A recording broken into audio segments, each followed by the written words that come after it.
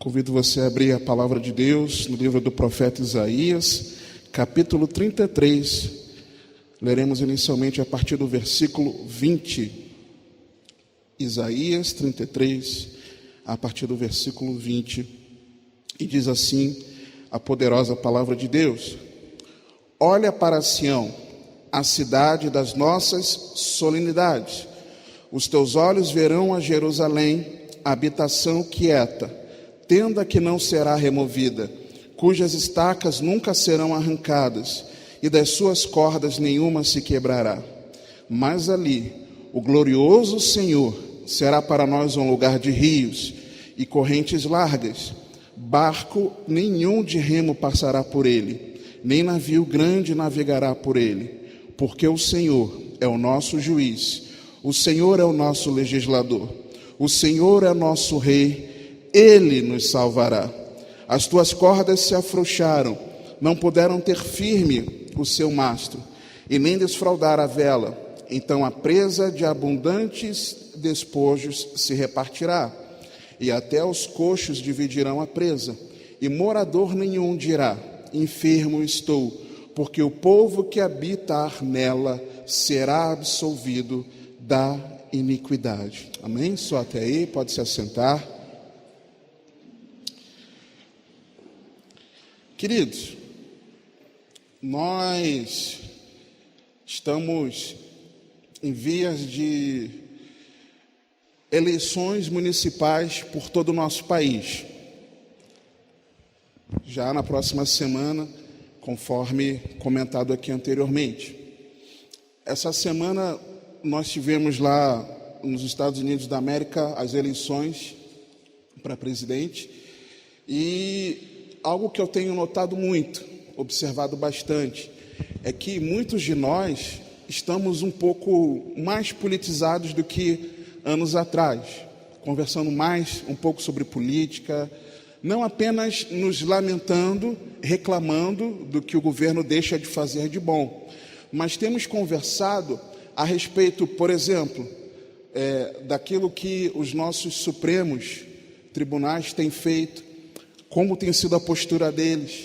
Nós temos conversado, falado bastante sobre o que aqueles que trabalham no legislativo têm feito. E o executivo nem se fala. Nós sempre falamos a respeito do prefeito, a respeito dos governadores, dos presidentes, do nosso presidente.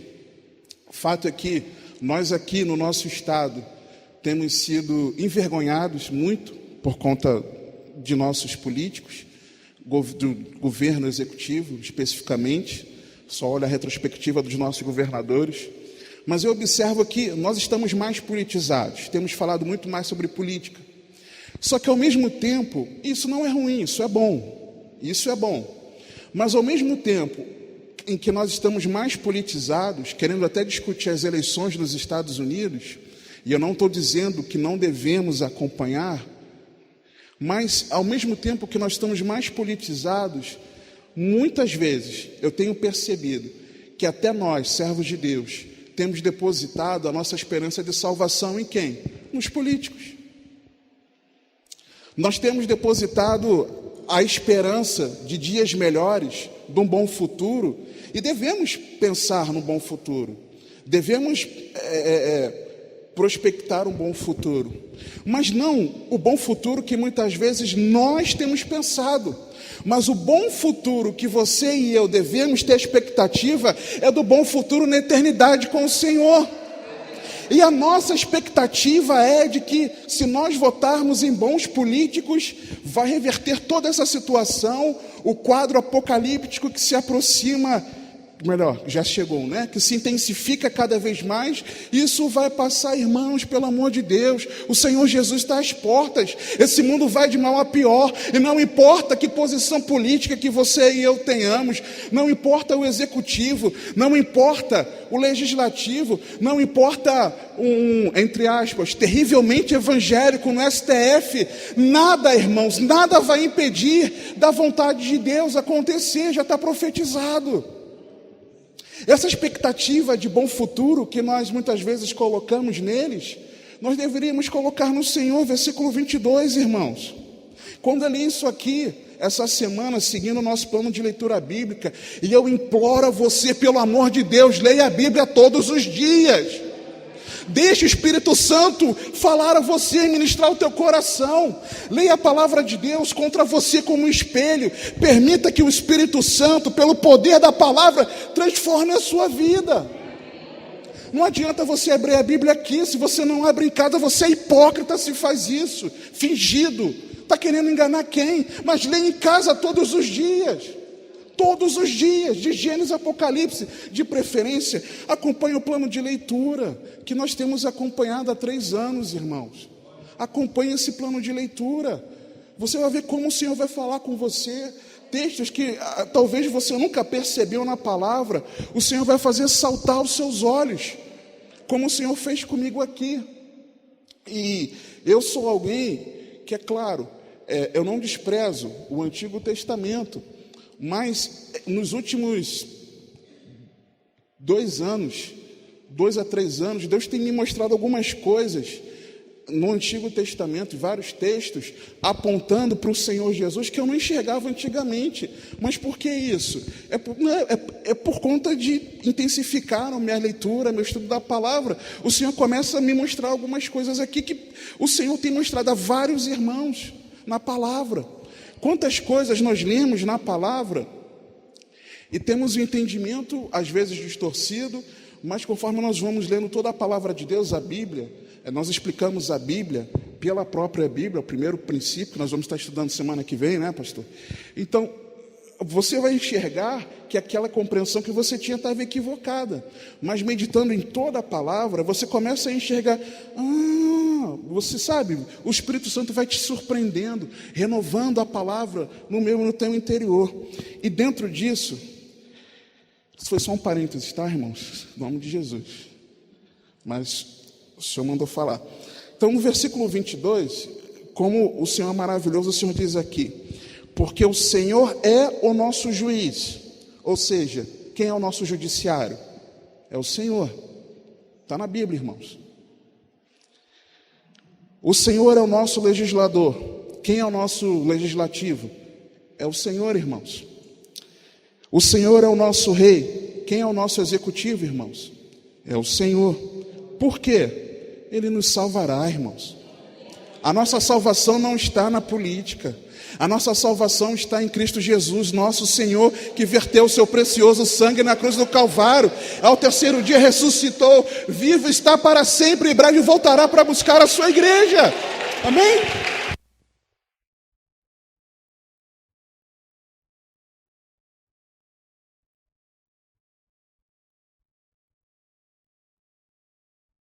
É o Senhor, querido. Você está entendendo? E quando eu fui meditar no contexto do capítulo, irmãos, que coisa tremenda isso aqui. Nós somos salvos por aquele que é o nosso juiz, o nosso legislador e o nosso rei. Ele nos salvará. Aqui no Brasil, por que isso me chama muito a atenção? Porque aqui no nosso país me chamou. Nós temos essa separação de poderes, os chamados 3 poderes do governo. O legislativo, o judiciário e o executivo. Essa separação de poderes, ela foi tratada por alguns filósofos na Idade Antiga, com uma grande contribuição de Aristóteles, como pioneiro. Então, a primeira vez que isso começou a ser tratado sobre os 3 poderes, começou com Aristóteles na sua obra A Política, onde ali ele defendia 3 órgãos separados a quem cabiam as decisões do Estado. Era o poder deliberativo, o poder executivo e o poder judiciário. Na Idade Moderna, esse tema começou a tomar mais as feições daquilo que nós enxergamos hoje em dia, né, na nossa época. John Locke, na sua obra Segundo Tratado sobre o Governo Civil, ele defendia 4 funções e 2 órgãos de poder: o parlamento e o rei, os 2 poderes, o legislativo, né, o poder legislativo e o rei. No legislativo, com a função de legislar e superior aos demais. O rei, com a função executiva, a função federativa, que tratava das questões internacionais, do relacionamento externo, e também com a função de fazer o bem público, só que sem se subordinar às regras. Ou seja, é como se fosse o nosso governo na época de pandemia. Poderia tomar as decisões de contratação sem se submeter às regras oficiais, é mais ou menos isso. Agora, com Montesquieu, veio a tese clássica dos três poderes, legislativo, executivo e judiciário.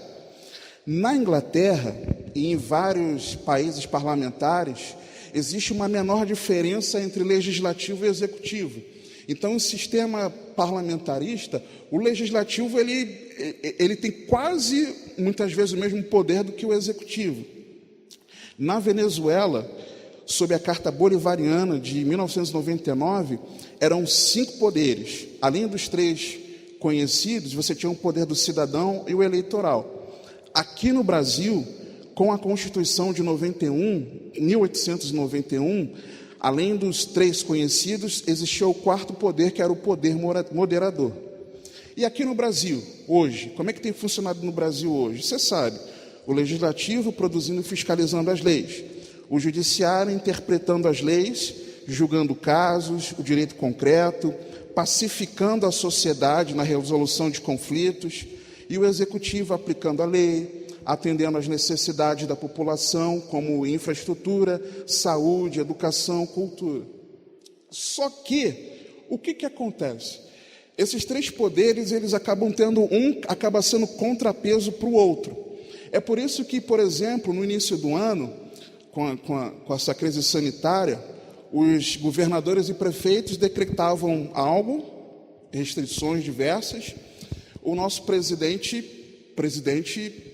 quando eu falo nosso presidente, tem gente que não gosta disso, mas eu sou cidadão brasileiro, eu moro aqui no Brasil, então o presidente da República é o presidente da República, ele é o meu presidente, ele não é o meu senhor, ele não é o meu salvador, mas é o meu presidente, como aqui eu tenho prefeito, como tenho governador e assim vai. Só que a gente se chocou em ver que o presidente dava uma ordem, e para desfazer as ordens dos prefeitos e governadores, e veio um outro órgão para dizer, não, eu decido que quem vai poder fazer são os prefeitos e governadores. E nós ficamos chocados, porque esse poder, a nossa Suprema Corte, a STF, estava mandando mais do que o presidente. E aí, irmãos, dá para confiar nesses 3 poderes? Esses 3 poderes podem ser a nossa salvação, onde, na verdade, os 3 não têm liberdade de agir, ainda que tivessem, eles não podem nos salvar. Nós temos o presidente com poder executivo, por exemplo, só que ele sofre a restrição dos outros 2 poderes. Por exemplo, o Congresso legislativo, o nosso legislativo, pode votar impeachment, nós vimos isso, da nossa presidente anterior, ela sofreu impeachment e a coisa começou lá pelo Congresso, e ele pode também derrubar vetos presidenciais.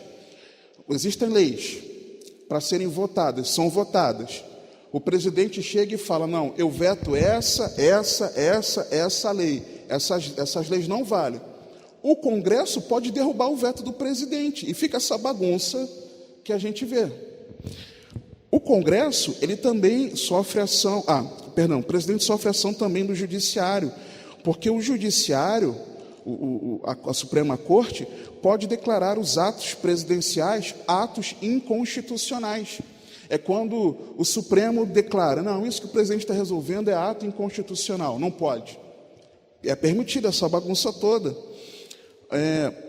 Mas também o presidente interfere nos outros poderes. O presidente pode, por exemplo, votar leis, ele pode indicar juízes para a Suprema Corte, ele pode conceder indultos. O juízo decide que aquele preso tem determinada pena. Ainda existe, mas está sofrendo algumas alterações, o indulto de Natal, onde o presidente, numa canetada, poderia liberar diversos presos, que passaram pelo juízo e foram condenados. E existe a interferência também do Judiciário no Congresso, que pode declarar as leis inconstitucionais. E também pode haver a interferência do Congresso no Judiciário, analisando as indicações para a Suprema Corte. Toda vez que é indicado alguém para assumir a Suprema Corte, passa por uma sabatina no Senado, por exemplo, no Congresso. É um mandando no outro, irmãos. É por isso que é essa bagunça, que a gente fica perdido. Como pode? O presidente não manda nesse país. Não manda, irmãos. Mas aquele legislador que eu votei, seja municipal, estadual, federal, e as leis, não adianta, irmãos. Mas eu sei que aqueles homens ali, homens ilibados, homens capazes, juízes, nas Supremas Cortes, esses homens vão poder julgar ali retamente. Não vão, irmãos. Eles não servem ao Deus vivo. Vocês estão entendendo? A nossa salvação, ela não pode vir daí, irmãos. Essa separação de poderes, por que existe isso? É porque seria uma forma de descentralizar o poder e evitar abusos, para que, entre aspas, o executivo não se exceda, para que o legislativo não se exceda e para que o judiciário não se exceda. Só que os poderes do governo humano não podem nos salvar, irmãos. A nossa expectativa de salvação, a nossa expectativa de bom futuro não está na política, queridos, em nome do Senhor Jesus. E é interessante a palavra de Deus nos dizer isso aqui no versículo 22, porque o Senhor é o nosso juiz, o Senhor é o nosso legislador, o Senhor é o nosso rei, Ele nos salvará. Irmãos, tem sentido? Eu enxergo muito isso de Deus para a nossa vida nos dias de hoje, porque nós vamos ler aqui o contexto. Tem sentido, irmãos? Está isso na palavra aqui, nesse contexto, apenas para o contexto que nós já veremos, e isso não se aplicar a nós nos dias de hoje? Não tem, irmãos. É maravilhoso isso. O Senhor tem feito questão de deixar isso para nós. Qual é o contexto? Versículo 1. O contexto é de uma profecia sobre a aflição e livramento que Jerusalém teria. Nós vemos aqui, versículo 1. Ai de ti, despojador, que não foste despojado, e que procedes perfidamente contra os que não procederam perfidamente contra ti. Acabando tu de despojar, serás despojado, e acabando tu de tratar perfidamente te tratarão. Isso aqui é uma profecia a Senaqueribe, rei da Síria. Alguns capítulos mais adiante, nós vamos ver o cerco de Senaqueribe, o cerco da Síria, a cidade de Jerusalém. Só que lá, no segundo livro dos reis, no capítulo 18, dos versículos 13 a 18, nós vemos que o rei Ezequias, ele ia fazer um esquema com Senaqueribe. Ele falou, olha, envia para ele mensageiros dizendo que eu quero fazer acordo de paz. Aí depois, ele pega ouro e prata da casa do Senhor, ele pega na mão grande da casa do Senhor o rei, ele não podia fazer isso, e oferece para Senaqueribe, para que Senaqueribe aliviasse o peso e não cercasse a cidade de Jerusalém. Senaqueribe, ele recebe aquilo, recebe o ouro e a prata, e o que ele faz? Deixa Jerusalém livre? Não, amados. Ele vai na maior cara dura, ele recebe a propina e mesmo assim vai lá e cerca a cidade. Ele fez isso. Então, quando a palavra diz aqui, ai de ti, despojador, que não foste despojado, por quê? Porque ele despojou Jerusalém. Ele tomou na mão grande aquilo que o rei Ezequias entregou. Por isso que essa referência aqui dele. Mas, o mesmo versículo, acabando tu de despojar, serás despojado. E acabando tu de tratar perfidamente te tratarão. Vai ter paga para o que você está fazendo. Isaías estava profetizando. E aí vem o versículo 2. Senhor, tem misericórdia de nós, por ti temos esperado. Sê tu o nosso braço cada manhã, como também a nossa salvação no tempo da tribulação. Eu sei que em algumas versões, talvez esteja dizendo no tempo da angústia, mas para mim isso aqui é muito significativo, irmãos. Como também a nossa salvação no tempo da tribulação. Não é o governo. Não é o governo. Versículo 3. Ao ruído do tumulto fugirão os povos. À tua exaltação as nações serão dispersas. Então ajuntar-se-á ao vosso despojo, como se ajunta a lagarta, como os gafanhotos saltam, assim ele saltará sobre eles. O Senhor está exaltado, pois habita nas alturas, encheu a Sião de juízo e justiça, e haverá estabilidade nos teus tempos, abundância de salvação, sabedoria e conhecimento, e o temor do Senhor será o seu tesouro. Eis que os seus embaixadores estão clamando de fora, e os mensageiros de paz estão chorando amargamente. Uma pausa aqui. Exatamente quando Ezequias manda até Senaqueribe aqueles que vão pedir arrego. Senaqueribe, alivia para a gente.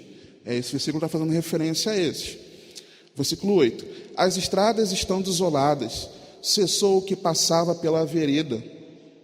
Ele rompeu a aliança, desprezou as cidades e já não faz caso dos homens. A terra geme e pranteia, o Líbano se envergonha e se murcha, Saron se tornou como um deserto, e Bazã e Carmelo foram sacudidos, ou seja, atingiu Jerusalém por completo e todos os arredores. Agora, pois, me levantarei, diz o Senhor, agora me erguerei, agora serei exaltado. Concebestes palha, dareis à luz restolho, e o vosso espírito vos devorará como o fogo, e os povos serão como as queimas de cal, como espinhos cortados arderão no fogo. Ouvi vós, os que estáis longe, o que tenho feito, e vós que estáis vizinhos, conhecei o meu poder. Uma pausa aqui, avança por favor para o capítulo 37.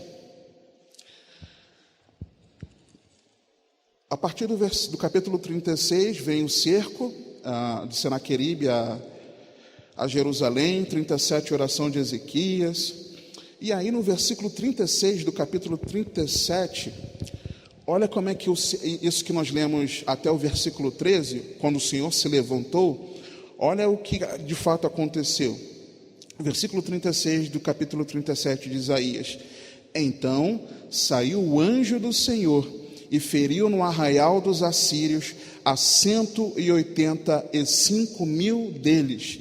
E quando se levantaram pela manhã cedo, eis que todos esses eram corpos mortos. Assim, Senaqueribe, rei da Síria, se retirou, e se foi e voltou e habitou em Nínive. Como que o Senhor livrou a Jerusalém? Com um anjo, irmãos. E quantos do exército morreram? Você leu aí comigo, 185.000 deles. O Senhor, o nosso Deus Todo-Poderoso, desbaratou um exército inteiro com um anjo, irmãos. Quem vai nos proteger? Quem vai nos salvar? É o executivo? É o legislativo? É o judiciário? Não, irmãos. É o nosso Deus, que é o nosso juiz, o nosso legislador e o nosso rei. O Senhor é poderoso. Volta para o capítulo 33, por favor. Versículo 14. Os pecadores de Sião se assombraram.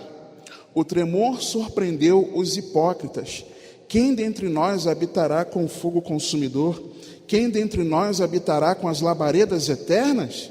O que anda em justiça e o que fala com retidão, o que rejeita o ganho da opressão, o que sacode das suas mãos todo o presente, o que tapa os seus ouvidos para não ouvir falar de derramamento de sangue e fecha os seus olhos para não ver o mal, este habitará nas alturas, as fortalezas das rochas serão o seu alto refúgio, o seu pão lhe será dado, as suas águas serão certas, os teus olhos verão o rei na sua formosura e verão a terra que está longe. O teu coração considerará o assombro, dizendo: onde está o escrivão? Onde está o que pesou o tributo? Onde está o que conta as torres? Não verás mais aquele povo atrevido, povo de fala obscura que não se pode compreender, e de língua tão estranha que não se pode entender. Olha para Sião, a cidade das nossas solenidades. Os teus olhos verão a Jerusalém, habitação quieta, tenda que não será removida, cujas estacas nunca serão arrancadas. e das suas cordas nenhuma se quebrará. Mas ali o glorioso Senhor será para nós um lugar de rios e correntes largas.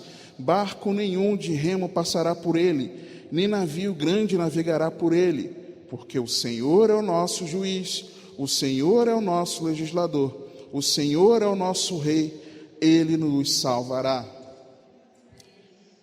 Quando você lê o contexto, esse versículo 22, irmãos, ele não orna muito com o contexto. Está falando de legislação, está falando de juízo, está falando de governo, de reinado. Isso aqui está profetizando algo que de fato aconteceu, o cerco a Jerusalém e o livramento a Jerusalém.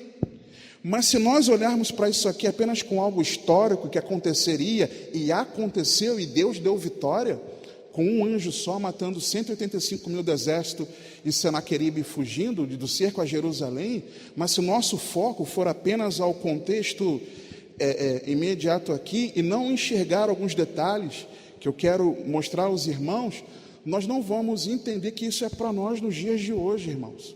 Só que eu enxergo aqui claramente que esse texto ele é profético, irmãos. Não apenas o profético para o que aconteceria na história naquele momento, o cerco a Jerusalém, mas profético para a nossa salvação. Para a nossa salvação. E esse é o detalhe. Nós vemos, queridos, lemos no versículo 7 a 9, como houve uma grande destruição, a extensão daquilo que Senaqueribe fez. Nós vimos, a partir entre os versículos 2 e 6, que Senaqueribe ele seria destruído por causa da confiança que o povo depositava no Senhor. Dos versículos 10 ao versículo 24, nós encontramos o triunfo de Deus. Um detalhe, no versículo 13, volta lá para o versículo 13, o Senhor ele diz: ouvi vós o que estáis longe, o que tenho feito, e vós que estáis vizinhos, conhecei o meu poder. Quem está longe, quem não tem proximidade, quem não está vendo, quem não está vivenciando, ouve falar do poder de Deus. Mas quem está ali perto, quem estava ali em Jerusalém, viu o poder de Deus acontecendo. Quem está longe de Deus, ouve falar de quem é esse Senhor maravilhoso. Mas nós, como igreja do Deus vivo, nós precisamos conhecer aquilo que Ele faz. E quem é nosso vizinho, ou seja, quem está ao nosso redor, precisa conhecer que o nosso Deus ele é poderoso. No versículo 14, irmãos, versículo 14, nós vemos como aquele que é ímpio teme. Os pecadores de Sião se assombraram, o tremor surpreendeu os hipócritas. Quem dentre nós habitará com fogo consumidor? Quem dentre nós habitará com as labaredas de fogo?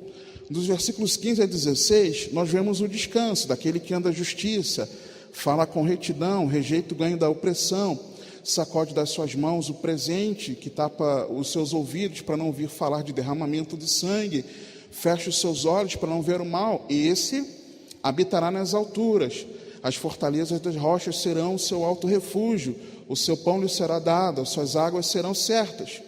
Esse é o justo, que descansa, confia em Deus. Mas nós vemos no versículo 17, algo maravilhoso aqui que apontava para Ezequias, mas também para o Senhor Jesus. Os teus olhos, os olhos de quem? Daqueles que estavam habitando nas alturas, verão o rei na sua formosura, e verão a terra que está longe.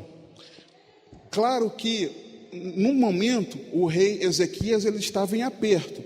Quando Deus desse vitória, as pessoas veriam, o cidadão ali veria o rei Ezequias em formosura.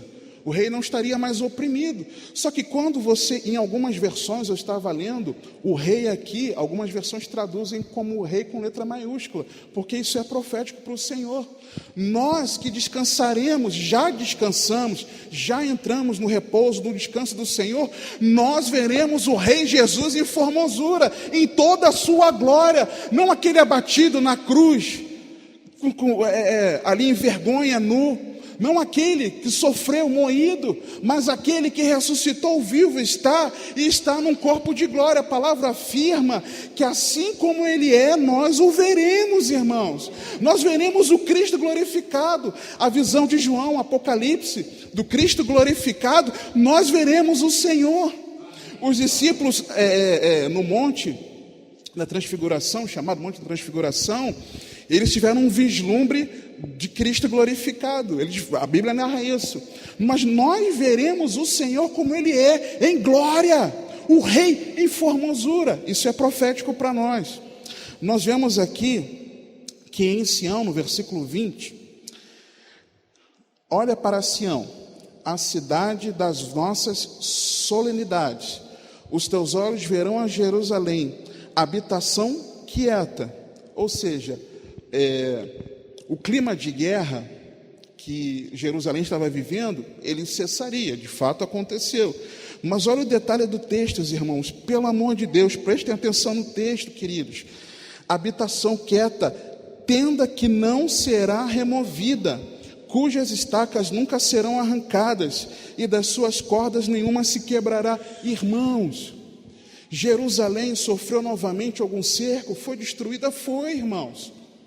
Então isso aqui não estava falando de algo histórico que aconteceu, mas quando o texto fala que olha para Sião, a cidade das nossas solenidades, é profético para a igreja que será a habitação eterna do Senhor e que para sempre descansará em Deus. Você entende isso? E aí, irmãos, nós enxergamos que isso é literal, mas claramente e permanente na ação mística, a igreja. Só que alguns detalhes começaram, além de alguns aqui que eu vou apontar para vocês, mas o que mais me chamou a atenção para enxergar que isso aqui é profético é o versículo 24, irmãos. E morador nenhum dirá, enfermo estou, porque o povo que habitar nela será absolvido da iniquidade. Irmãos, o que tem a ver uma cidade que está sendo cercada, oprimida por Senaqueribe, os assírios?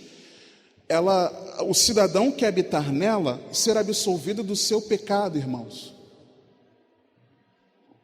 O Senhor estava falando aqui de salvação, queridos. Aqui o Senhor estava falando de perdão para mim e para você. E alguns detalhes no texto me fizeram enxergar como isso é algo profético. Por exemplo, capítulo 3, versículo 3, quando o texto diz assim: ao ruído do tumulto fugirão os povos, a tua exaltação, as nações serão dispersas. Fugirá o povo da Síria, fugirão os assírios, será dispersa a nação assíria? Não, irmãos, lê o texto comigo. O texto está dizendo que ao ruído do tumulto fugirão os povos, no plural, e as nações serão dispersas, irmãos. Isso para mim aponta para o retorno de Cristo, quando o Senhor retornará. Apocalipse capítulo 6 nos mostra isso. Não vou ler aqui com você porque eu quero ler alguns outros textos, mas aponta que os grandes reis, os ricos, os poderosos estarão em pavor, temerosos, escondidos em cavernas com medo do rosto do Senhor, que estará retornando com poder e grande glória. Ao ruído do tumulto, o Senhor não vem de forma oculta, o Senhor vem em poder e grande glória. E quando o Senhor vier, todo olho o verá. E quando o Senhor vier e aquele ruído nos céus acontecer, os homens estarão temerosos, porque o Senhor está vindo. Ele não fala, a Síria será desperta, os assírios serão dispersos, mas os povos fugirão e as nações dispersas. Outro texto, o versículo 5. O Senhor será exaltado, pois habita nas alturas, encheu a Sião de juízo e justiça. Em Jerusalém não tem mais pecado, não teve mais pecado, irmãos, depois disso? É claro que não, irmãos. É claro que não, ele está falando da cidade celestial. E aí começou a pegar. Versículo 14. Por quê? Os pecadores de Sião se assombraram. O tremor surpreendeu os hipócritas. Quem dentre nós habitará com o fogo consumidor? Quem dentre nós habitará com as labaredas eternas? Irmãos, quem o texto está dizendo que aqui se assombrava e foi surpreendido com o tremor? Os assírios?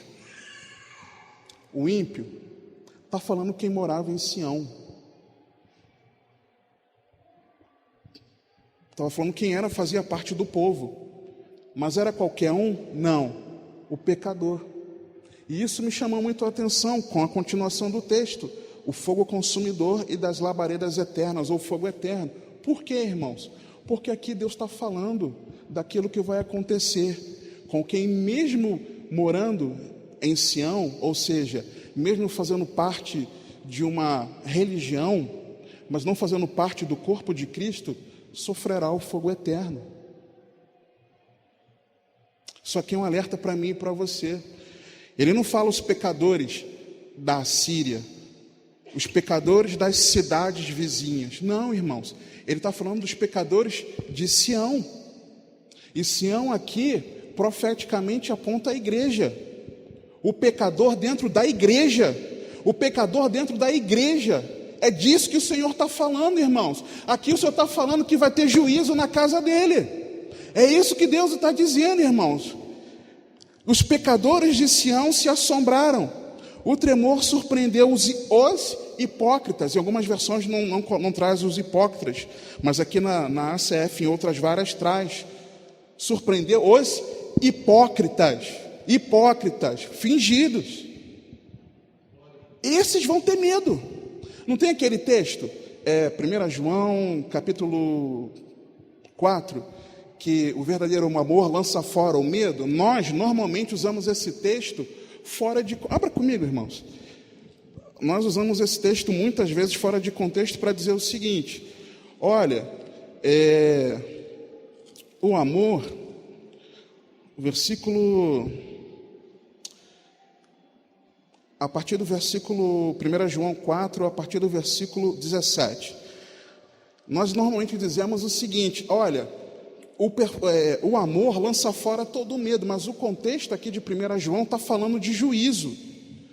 Quando nós estamos no amor de Deus, quando nós estamos de fato em Cristo, nós não tememos o dia do juízo. O texto está dizendo isso aqui.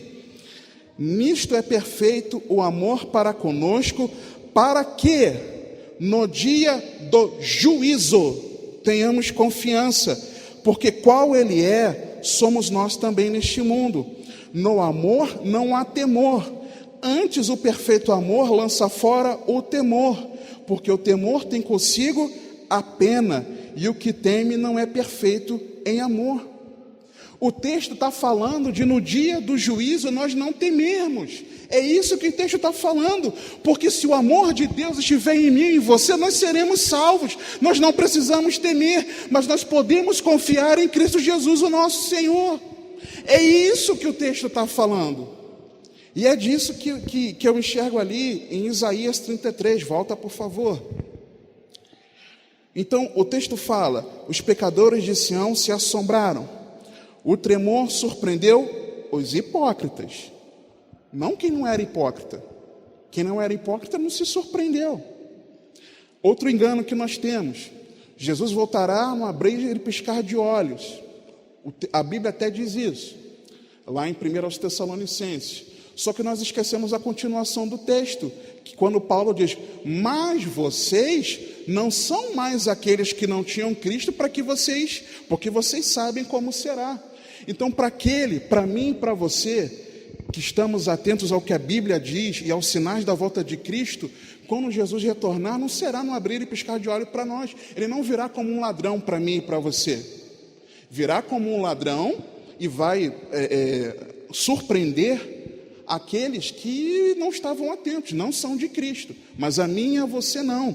Mas o texto continua: quem dentre nós habitará com o fogo consumidor? Quem dentre nós habitará com as labaredas eternas? Eu preciso abrir com você, querido. Hebreus, capítulo 12. Eu preciso ler com você esse texto, porque isso é um alerta para nós, irmãos. O Senhor é o nosso juiz, Ele é o nosso legislador e é o nosso rei, mas os hipócritas se surpreenderão com o tremor.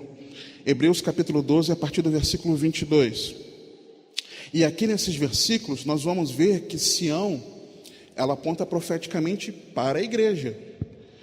Mas chegastes ao monte Sião e à cidade do Deus vivo, a Jerusalém celestial e aos muitos milhares de anjos, a universal assembleia e igreja dos primogênitos que estão inscritos nos céus, e a Deus, o juiz de todos, e aos espíritos dos justos aperfeiçoados, e a Jesus, o mediador de uma nova aliança, e ao sangue da aspersão, que fala melhor do que o de Abel.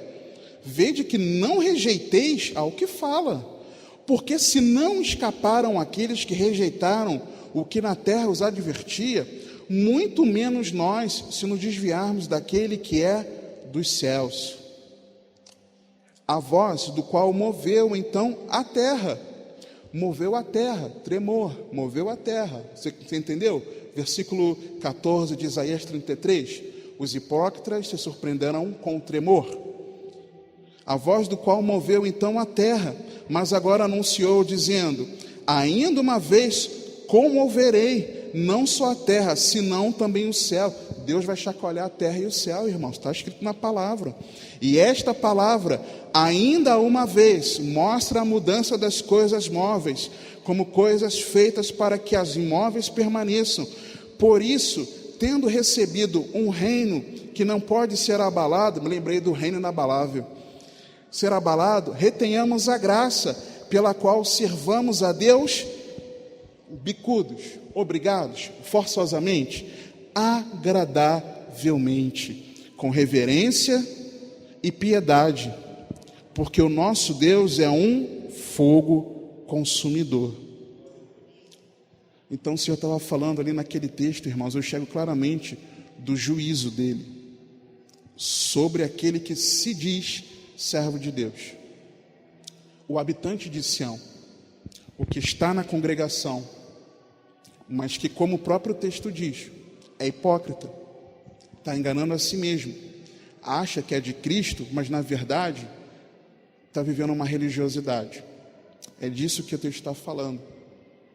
E haverá o fogo consumidor para esse. Mas não só esse texto, querido. Abra, por favor, Mateus 25, Evangelho de Jesus segundo Mateus, capítulo 25.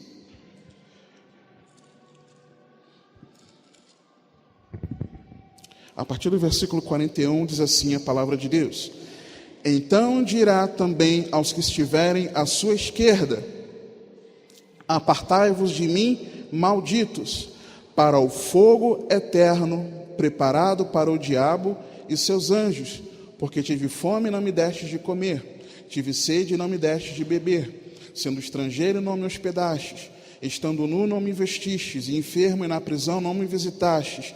Então eles também lhes responderão dizendo, Senhor, quando te vimos com fome, ou com sede, ou estrangeiro, ou nu, ou enfermo, ou na prisão, e não te servimos? Então lhes responderá dizendo, em verdade vos digo, que quando a um destes pequeninos o não fizestes a mim, e irão estes para o tormento eterno, mas os justos para a vida eterna. O fogo eterno é real, irmãos. A condenação, ela existe. O fogo é eterno. Marcos, capítulo 9, Evangelho de Jesus segundo Marcos, capítulo 9, versículo 43, diz assim a poderosa palavra de Deus: e se a tua mão te escandalizar, corta, melhor é para ti entrares na vida aleijado, do que tendo duas mãos ires para o inferno, para o fogo que nunca se apaga, o fogo eterno, onde o seu bicho não morre, e o fogo nunca se apaga. E se o teu pé te escandalizar, corta-o. Melhor é para ti entrares coxo na vida, do que tendo dois pés seres lançado no inferno, no fogo que nunca se apaga, onde o seu bicho não morre, e o fogo nunca se apaga. E se o teu olho te escandalizar, lança-o fora. Melhor é para ti entrares no reino de Deus, como um só olho, do que, tendo 2 olhos, seres lançados no fogo do inferno, onde o seu bicho não morre, e o fogo nunca se apaga. Porque cada um será salgado com fogo, e cada sacrifício será salgado com sal. Bom é o sal, mas se o sal se tornar insípido, com o que temperareis? Tende sal em vós mesmos, e paz uns com os outros. O fogo eterno é real, irmãos. O fogo eterno é real. O fogo eterno não foi preparado para mim e para você, mas para o maligno e seus anjos, os anjos caídos, os demônios. Não foi preparado para nós, mas é real, irmãos. Isso aqui que nós lemos foram palavras de Jesus Cristo. O inferno é real, irmãos. Pelo amor de Deus, não brinca. Não brinque com a sua vida espiritual, pelo amor de Deus. Eu imploro a você, eu rogo a você, não brinque. Eu não sei se logo mais, quando eu sair daqui, eu estarei vivo. Eu nem sei se o Senhor permitirá que eu conclua essa pregação. O Senhor pode me chamar agora, irmãos. Não brinque com a sua salvação, não brinque com a sua eternidade. O inferno é real, a condenação é real, o fogo eterno é real, mas a salvação em Cristo Jesus também é real. E hoje, o Senhor nos chama ao arrependimento. Arrependa-se em nome do Senhor Jesus Cristo. Arrependa-se dos seus pecados. Não seja hipócrita. Não seja hipócrita. Venha para cá para que você seja transformado pelo poder de Deus por meio da palavra. Viva o verdadeiro evangelho. Viva como verdadeiro discípulo de Cristo. Em nome de Jesus. Em nome de Jesus. Isaías 33,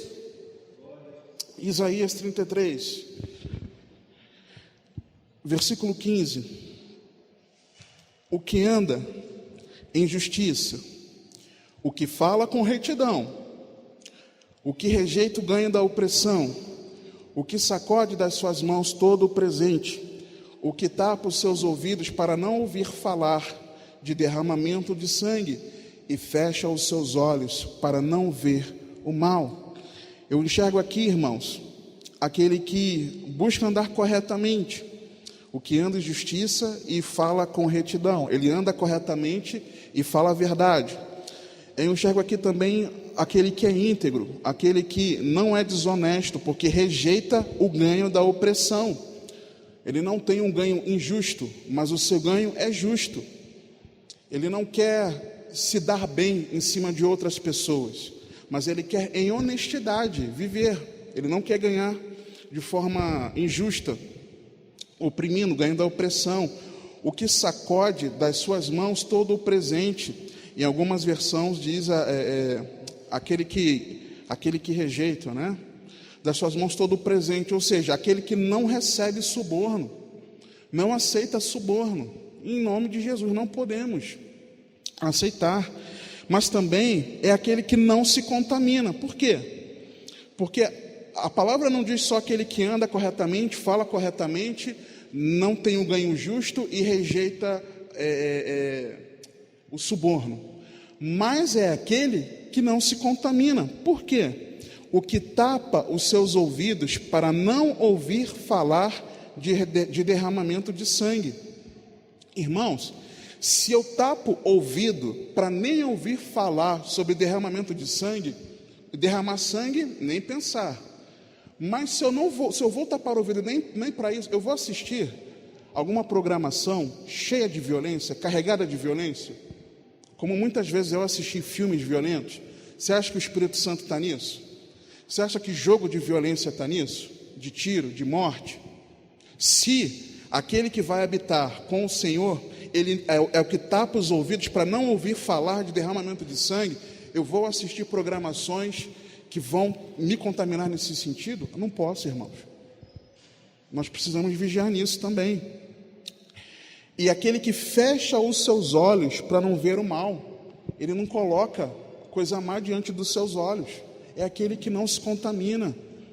Você e eu não só temos a obrigação de andarmos de forma íntegra, sincera, honesta, mas nós também temos o dever de nos conservarmos a nós mesmos puros e não nos contaminarmos, irmãos. Pelo amor de Deus, não dá mais tempo de se contaminar. Apocalipse nos diz: aquele que está limpo, limpe-se mais. Aquele que está sujo, suje-se mais. Você quer se sujar? Então se suja. Você já sabe o destino. Está aqui na palavra.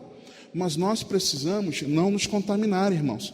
E eu vejo um paralelo disso no Salmo 15, por exemplo, cidadão dos céus.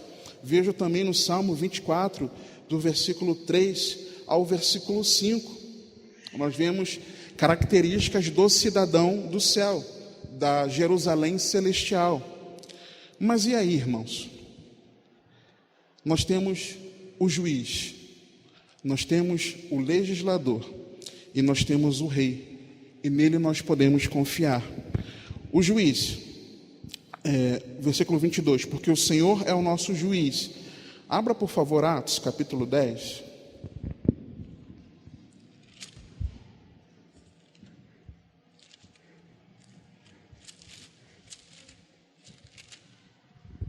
A partir do versículo 34, aquele episódio de Cornélio.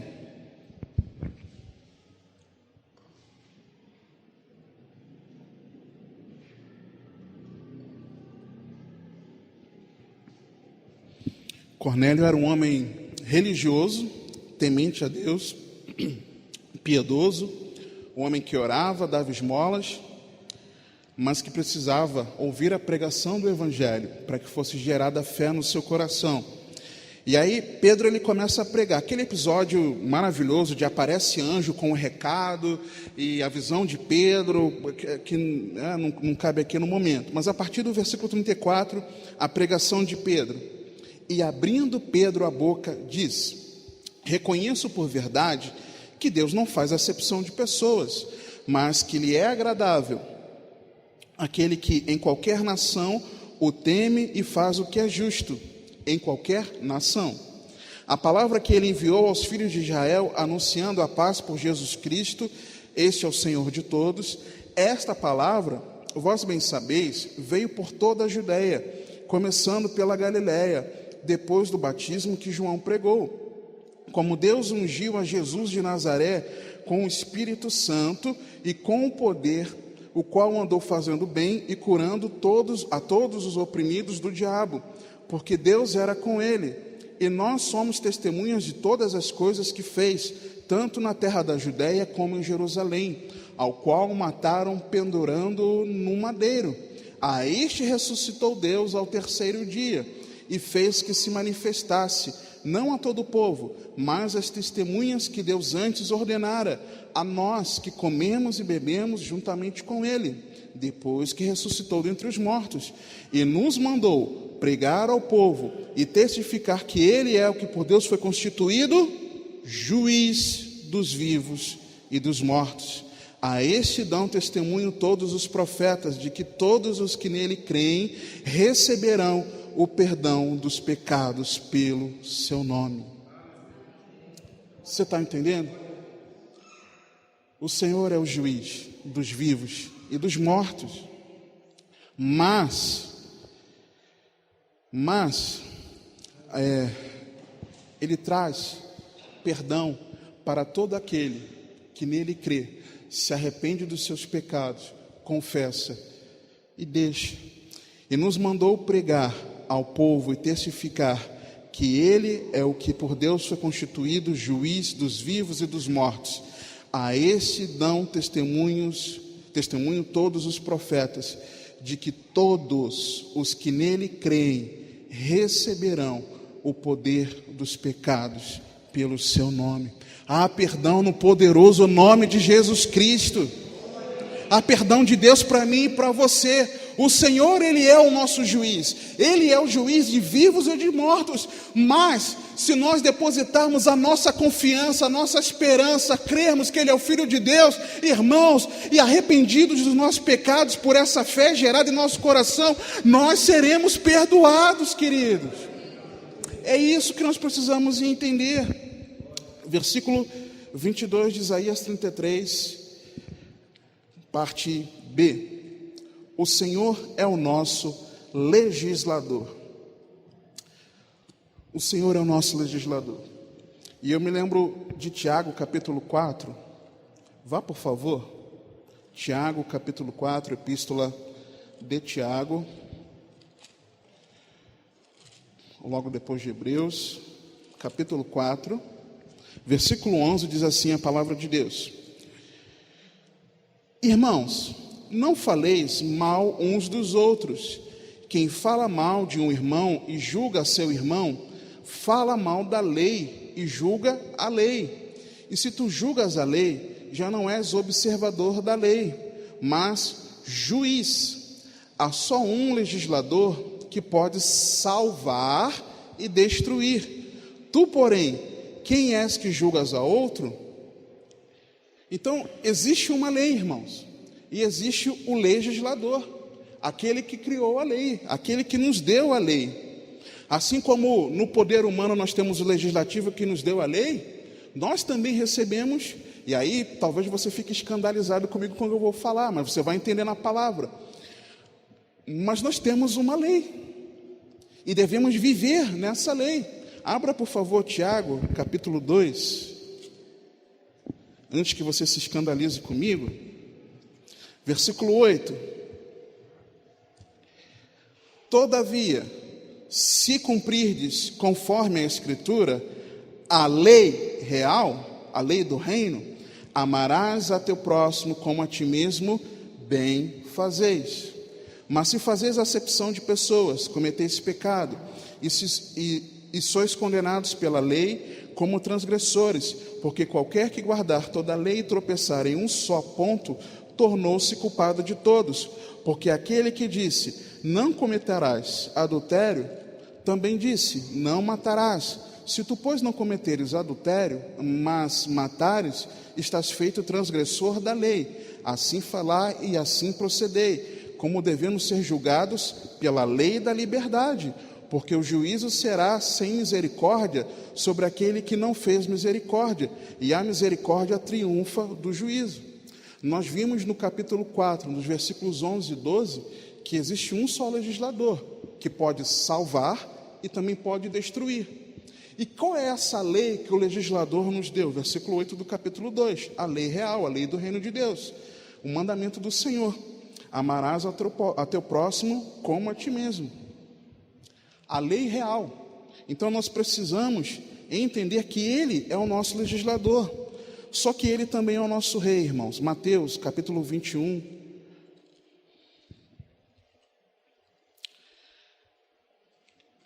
a entrada triunfal de Jesus. Aqueles homens e mulheres, aquela multidão, associou, e precisava associar para cumprir a profecia, de que Jesus era o Messias. Mateus 21, a partir do versículo 1.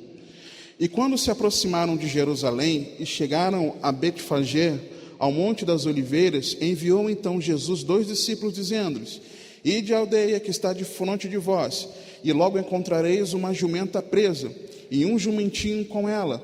Desprendei-a e trazei-mos. E se alguém vos disser alguma coisa, direis que o Senhor os há de mister, e logo os enviará.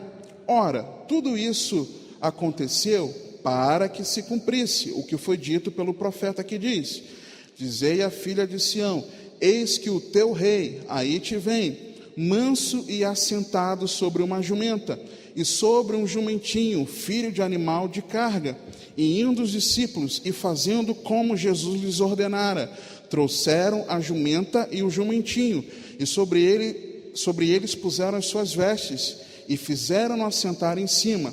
E muitíssima gente estendia as suas vestes pelo caminho, e outros cortavam ramos de árvores e os espalhavam pelo caminho.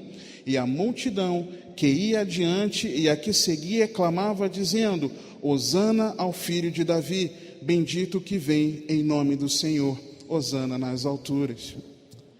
Eles reconheceram que o Senhor era o rei, e que o Senhor tinha poder para salvar, porque hosana significa isso: salva-nos, Senhor. Então o rei é aquele que tinha, o rei que viria, o Messias, é aquele que tinha poder para salvar. Então, se o Senhor é o nosso juiz. Nós lemos que o juiz é aquele que pode salvar e aquele que pode perdoar. Nós vimos também que o legislador é aquele que pode salvar, mas também pode destruir. E nós vemos aqui nesse texto em Mateus que o Senhor, o Rei, Ele é aquele que pode também nos salvar. Hosana significa isso, salva-nos, Senhor. Ele pode nos salvar. Isaías 33, 22. Porque o Senhor é o nosso juiz, o Senhor é o nosso legislador, o Senhor é o nosso Rei, Ele nos salvará. A salvação está em Cristo Jesus. Versículo 23. As tuas cordas se afrouxaram, não puderam ter firme o seu mastro, e nem desfraldar a vela. Então a presa de abundantes despojos se repartirá, e até os corços dividirão a presa, e morador nenhum dirá: enfermo estou, porque o povo que habitar nela será absolvido da iniquidade. Agora, como, irmãos? Como nós vivermos essa promessa de Deus, se nós habitarmos na Sião, nós termos os nossos pecados de verdade perdoados? Abra comigo, por favor, Colossenses capítulo 2, para nós encerrarmos o penúltimo texto. Colossenses capítulo 2. É pela obra de Cristo na cruz do Calvário, por mim e por você, querido. Não é por outro motivo, não é por outra razão, não é por nenhum feito nosso, mas é única e exclusivamente por Jesus Cristo, nosso Senhor. Colossenses capítulo 2, a partir do versículo 9. A partir do versículo 8, não é melhor. Tende cuidado para que ninguém vos faça presa sua, por meio de filosofias e vãs sutilezas, segundo a tradição dos homens, segundo os rudimentos do mundo, e não segundo Cristo, porque nele habita corporalmente toda a plenitude da divindade, e estáis perfeitos nele, que é a cabeça de todo principado e potestade, no qual também estáis circuncidados com a circuncisão não feita por mão do despojo do corpo, dos pecados da carne, pela circuncisão de Cristo, sepultados com ele no batismo, nele também ressuscitastes pela fé no poder de Deus, que o ressuscitou dentre os mortos. E quando vós estáveis mortos nos pecados e na incircuncisão da vossa carne, vos vivificou juntamente com ele, perdoando-vos todas as ofensas, havendo riscado a cédula que era contra nós, nas suas ordenanças, a qual de alguma maneira nos era contrária, e a atirou do meio de nós, cravando-a na cruz, e despojando os principados e potestades, os expôs publicamente, e deles triunfou em si mesmo. O Senhor riscou toda a cédula de dívida contra mim e contra você, queridos. É por isso que o texto de Isaías, no versículo 24 do capítulo 33, pode afirmar que aquele que habita em Sião não poderá dizer o enfermo que está enfermo, porque a sua iniquidade foi perdoada. Quando nós estamos de verdade em Cristo, irmãos, os nossos pecados são perdoados. A cédula de dívida foi rasgada. O Senhor conquistou a nossa salvação. Foi pelo precioso sangue de Cristo derramado na cruz do Calvário. Hoje você tem a oportunidade de crer nessa mensagem, que Jesus Cristo morreu para a sua salvação, que Ele doou, entregou a sua vida. O seu sangue foi vertido para que você não morresse, para que você não perecesse, para que você não fosse destruído pelo fogo consumidor, para que você não estivesse no fogo eterno, mas para que nele você encontrasse salvação. É por isso que ali nós lemos que não haverá mais. O pecado foi perdoado, porque em Jesus, em Cristo Jesus, há perdão de pecados, queridos. Em Jesus Cristo tem perdão para mim e para você. Romanos, encerrando, capítulo 4. Romanos 4, versículo 23 e 25. Tem gente que duvida, irmãos, do perdão de Deus. Olha o que a Bíblia diz, irmãos. A prova de que o Senhor perdoou o seu pecado quando você de verdade se arrepende e confessa. A partir do versículo 23 diz assim: ora, não só por causa dele está escrito que lhes fosse tomado em conta, mas também por nós, a quem será tomado em conta, os que cremos naquele que dentre os mortos ressuscitou a Jesus nosso Senhor, a qual por nossos pecados foi entregue e ressuscitou para nossa justificação. Tendo sido, pois, justificados pela fé, temos paz com Deus por nosso Senhor Jesus Cristo, pelo qual também temos entrada pela fé esta graça, na qual estamos firmes e nos gloriamos na esperança da glória de Deus. Se você aplica a sua fé em Jesus Cristo como seu Senhor, se você se arrepende dos seus pecados, você confessa ao Senhor, o Senhor te perdoa. E qual é a prova de que o Senhor perdoou o meu e o seu pecado? Quando nós confessamos, versículo 25, irmãos, do capítulo 4, o qual por nossos pecados foi entregue. Jesus morreu pelos nossos pecados, mas ressuscitou para a nossa justificação. A prova de que você foi tornado justo quando você creu em Jesus e se arrependeu, é que Jesus Cristo ressuscitou, igreja. Essa é a prova da nossa vida eterna em Cristo Jesus, é no Senhor.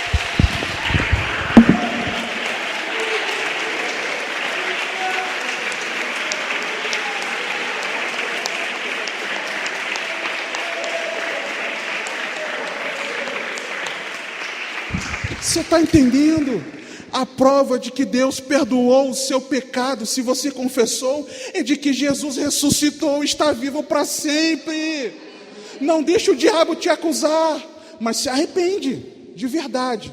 Não seja hipócrita, em nome de Jesus, porque o Senhor é o nosso juiz, o Senhor é o nosso legislador, o Senhor é o nosso rei, Ele nos salvará, irmãos. Essa é a nossa esperança. O Senhor nos salvará em nome de Jesus, amém? Vamos orar, queridos. Vamos orar, meus irmãos.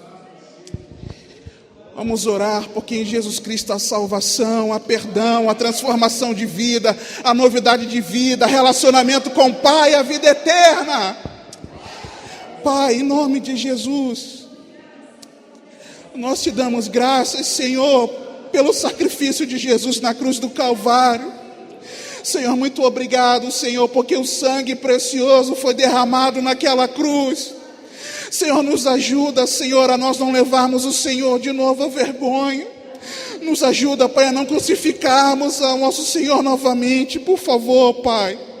Pai, no nome de Jesus, que todos os dias os nossos corações estejam quebrantados, moídos diante de Ti, Pai. Moídos diante de Ti, Pai. Nos ajuda, Senhor, a permitir que a Tua voz, pela Tua palavra, Pai, ela gere transformação.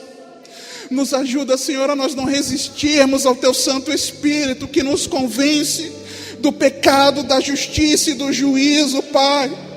Senhor, nos ajuda a nós não sermos hipócritas, fingidos, Pai.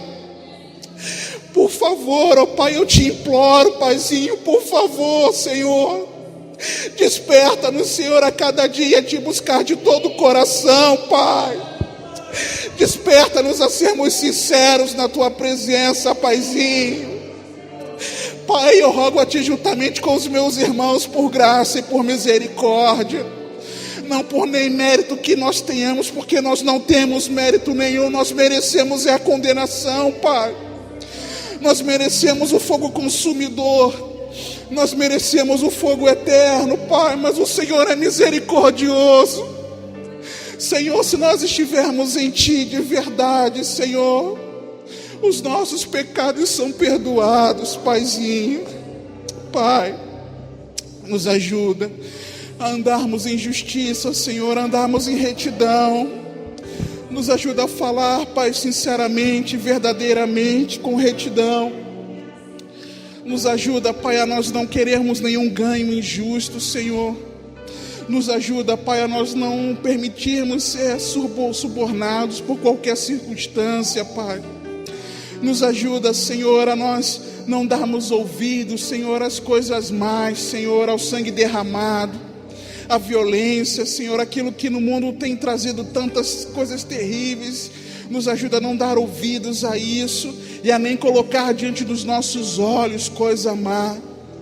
Pai, nos ajuda a nós não colocarmos confiança no governo secular, humano. Perece, Senhor, esse governo perece, Senhor, mas nós queremos o seu governo sobre nós. Seja o nosso rei, Senhor, governa sobre a nossa vida. Espírito Santo de Deus, nós clamamos a Ti. Nós queremos entregar os nossos corações em rendição sincera, completa, total ao Senhor. Espírito Santo de Deus, dirige as nossas vidas, Senhor. Espírito Santo, onde houver alguma área em nós que tem te entristecido, nos mostra, Senhor. Nos mostra, Senhor, na Tua palavra, no conselho de um irmão, Pai, numa conversa. Mostra, Senhor, falando diretamente a nós, Senhor, também fala da forma como o Senhor quiser, Pai. Mas ajuda, Senhor, a que nós andemos em Ti, vivamos em Ti, para a Tua glória. Para a Tua glória, Senhor.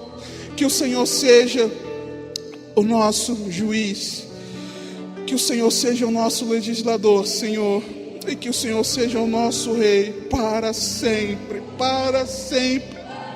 porque só o Senhor pode nos salvar, Senhor. Que a nossa confiança esteja em Ti, Pai, que a nossa confiança não esteja em nada e nem ninguém, senão no Senhor, Pai. Porque o Senhor tem poder para nos salvar, Senhor. Assim nós oramos, Senhor, nessa noite. Converta-nos a Ti, Senhor. Converta-nos a Ti, Senhor. Por favor, nós clamamos a Ti, Pai. Salva-nos, Senhor, por graça e por misericórdia, Senhor. Essa nossa oração nessa noite, porque em Ti nós confiamos. E é no nome do nosso Senhor e Salvador Jesus Cristo, o nosso juiz, o nosso legislador e o nosso rei, o Teu Filho amado, é que nós oramos. Amém, Senhor.